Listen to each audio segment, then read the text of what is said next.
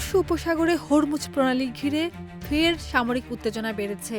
মার্কিন যুক্তরাষ্ট্র ও ইরানের মধ্যে নতুন করে পাল্টাপাল্টি হামলার ঘটনা ঘটেছে।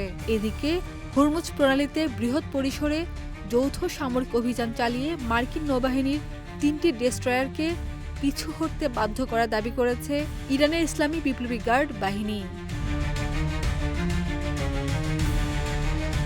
7 মে মার্কিন বাহিনী তাদের একটি তেলবাহী ট্যাঙ্কারে প্রথম হামলা চালিয়ে যুদ্ধবিরতি লঙ্ঘন করেছে বলে জানিয়েছে তেহরান। জবাবে আইআরজিসি নৌবাহিনী মার্কিন যুদ্ধজাহাজ লক্ষ্য করে ব্যাপক ক্ষেপণাস্ত্র ও ড্রোন হামলা চালায়। তবে মার্কিন সেন্ট্রাল কমান্ড দাবি করেছে তারা সফলভাবে এই হামলা প্রতিহত করে ইরানের সামরিক হামলায় পাল্টা আঘাত হেনেছে।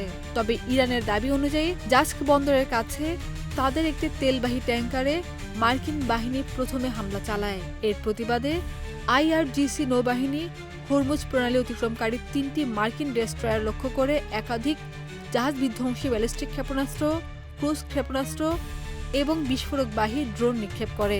এতে ডেস্ট্রয়ারগুলো পিছু হটতে বাধ্য হয়।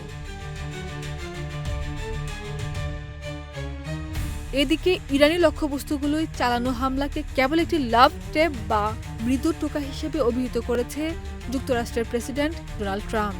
গণমাধ্যমকে দেওয়া এক সাক্ষাৎকারে তিনি দাবি করেন যুদ্ধবিরতি এখনও বহাল রয়েছে। তবে বিশ্লেষকরা বলছে এই পাল্টাপাল্টি হামলার ঘটনায় ওয়াশিংটন ও তেহরানের মধ্যকার ভঙ্গুর যুদ্ধবিরতি চরম উত্তেজনার মুখে পড়েছে। খাদিজা নিপা, দেশ রূপান্তর।